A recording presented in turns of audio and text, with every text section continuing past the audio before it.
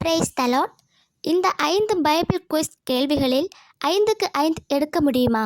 வாங்க ஆரம்பிக்கலாம். கேள்வி 1. பைபிளில் கடவுளோடு போராடிய மனிதன் யார்? பதில் யாக். கேள்வி 2. நெருப்புச் சூளையில் வீசப்பட்ட 3 வாலிபர்கள் யார்?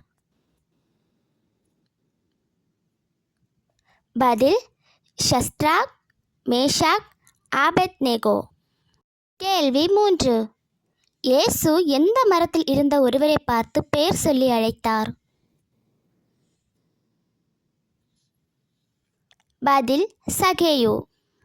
கேள்வி 4. இயேசுவின் கல்லறைக்கு முதலில் வந்தவர் யார்? பதில் மரியாள் மகதலேனா. கேள்வி 5. பைபிளில் தனது கழுதை பேசுவதை கேட்ட மனிதன் யார்?